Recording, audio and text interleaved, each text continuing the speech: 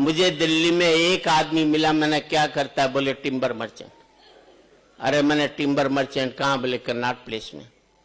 अरे मैंने कर्नाट प्लेस में कहाँ टिम्बर का काम, बोले ऑडियंस सिनेमा के सामने। मैंने यार ऑडियंस सिनेमा के सामने तो कोई भी टिम्बर की दुकान नहीं। बोले वहीं बाहर खड़ा दातुन बेचता हूं। है तो टिम्बर ही साहब। और जिंदगी में दो पंक्ति आपकी जिंदगी बदल दें तो आपकी तालियां चाहूंगा। जिस काम को आप करते हो, जिस काम से आपका घर चलता है, जिस काम से आपका पेट पलता है, जब तक आप उस काम को इज्जत देते रहोगे तब तक मुनाफा होता रहेगा।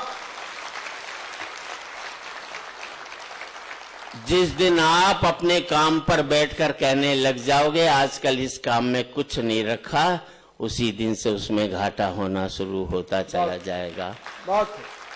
जिस नौकरी को आप करते हो, कम तनख्वाह की भी नौकरी, और कहोगे बढ़िया नौकरी कर रहा हूं, तो कम तनख्वाह में भी जिंदगी भर आपको बरकत हो सकती है।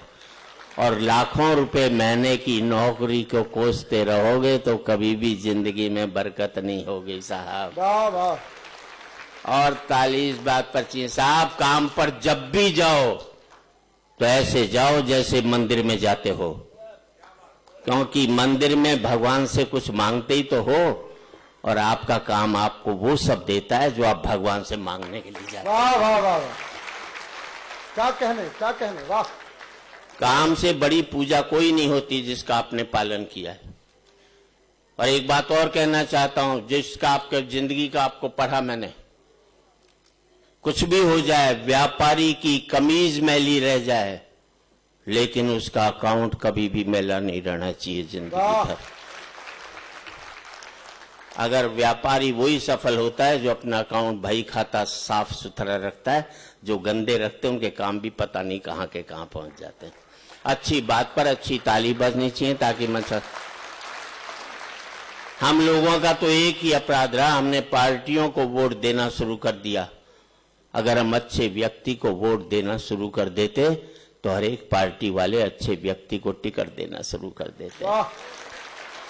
फिर इस मुल्क में पार्टियां चुनाव हारती, मुल्क कभी भी चुनाव नहीं हारता, क्योंकि जो भी जीत कर आते वो अच्छे लोग ही जीत कर आते। अभी तो खैर मोदी जी बन गए हैं, बधाई देता हूं उन्हें। वो हम दोनों ही इंटेलिजेंट हैं। उनके बाद मेरे बाद देश में उन्हीं का नंबर आता है। बस ये मैं ज्यादा इंटेलिजेंट हूं क्योंकि मेरे साथ लुगाई रहती है, वो रोज मुझे तपाती रहती, तो मैं निखरा हुआ सोना हो गया, बस और कोई बात नहीं। उन्होंने भी ऐसी बात कह दी कोई पकड़ ही नहीं सकता। मैंने भी ऐसी बात कह दी अपनी लुगाई को 40 साल पहले ब्याह वाले दिन, वो भी नहीं पकड़ सकती। भाई ने कह दिया अच्छे दिन आने वाले, ना तारीख बताई ना सन बताया, बिगाड़ लो क्या बिगाड़ोगे उसका। मैंने भी अपनी लुगाई से कहा था तुझे प्यार करूंगा, 40 साल हो गए, रोज पूछी भी कब करेगा ये, तो बता दे। मोदी जी बुलंदियों पर तो हमने पहुंचा दिया है, टिके रहना तुम्हारा काम है, हमारा काम नहीं है, सीधी। अभी तो क्या हुआ जी, मैंने 7 नवंबर को नोटबंदी से एक दिन पहले अपनी लुगाई से पूछा कुछ रुपए पड़े हैं क्या, घर में जरूरत है? बोले आपकी कसम घर में जहर खाने को भी पैसे नहीं है। मैंने जरा फिर से देख ले, बोले आपकी माँ की कसम जहर खाने को, ना अपनी खाई ना अपनी माँ की खाई, मेरी माँ की खाई और मेरी खाई। और महाशय जी 8 तारीख को 7 तारीख को उसने कसम खाई जहर खाने को पैसे नहीं है, 8 को नोटबंदी होगी और 9 तारीख को इतने रुपए निकल आए कि पूरा हिंदुस्तान जहर खा सकता था उसने। तब पता लगा लुगाई हमेशा झूठी बोलती है, पति से कभी सत्य नहीं बोलती। अभी तो मुझे राजेश, मैं तो थोड़ी बहुत टिप्स ही दे सकता हूं जिंदगी में। जी जी, क्योंकि हमारे मुल्क में सत्ता बदलती है, व्यवस्था नहीं बदलती। चेहरे बदलते हैं, चरित्र नहीं बदलता। मुखौटे बदलते हैं, मन नहीं बदलता। वाह। हम राजा का चेहरा बदलते हैं, वो अपना कैरेक्टर कोई भी नहीं बदलता। कोई फर्क नहीं पड़ता। इस देश में राजा रावण हो या राम, जनता तो बेचारी सीता है। रावण राजा हुआ तो वनवास से चोरी चली जाएगी, और राम राजा हुआ तो अग्नि परीक्षा के बाद फिर वनवास में भेज दी जाएगी। वाह। और कोई फर्क नहीं पड़ता इस देश में राजा कौरव हो या पांडव, जनता तो बेचारी द्रौपदी है।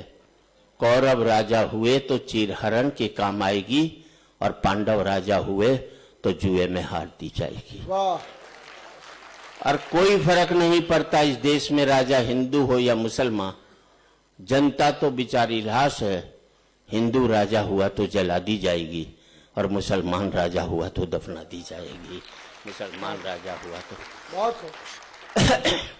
और मैं आप सबसे एक ही बात कहना चाहता हूं, कितने भी अमीर हो जाओ, कभी जिंदगी में किसी गरीब का दिल मत दुखाना, और आपका आशीर्वाद चाहूंगा।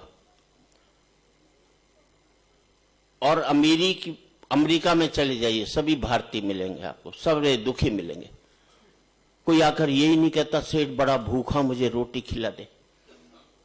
पंक्ति अच्छी लगे तो आपका आशीर्वाद चाहूंगा। याद रख लेना, अमीरी की अकड़ तभी तक रहती है जब तक गरीबी उसे निहारती रहती है।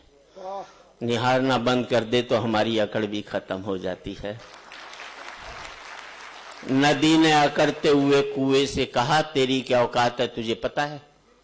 कहां नदी और कहां बेचारा कुआं। लेकिन कुएं का जवाब सुनना अच्छा लगे, कहीं कविता लगे तो आपकी तालियां चाहूंगा। नदी ने अकड़ते हुए कुएं से कहा, तेरी क्या औकात है तुझे पता है?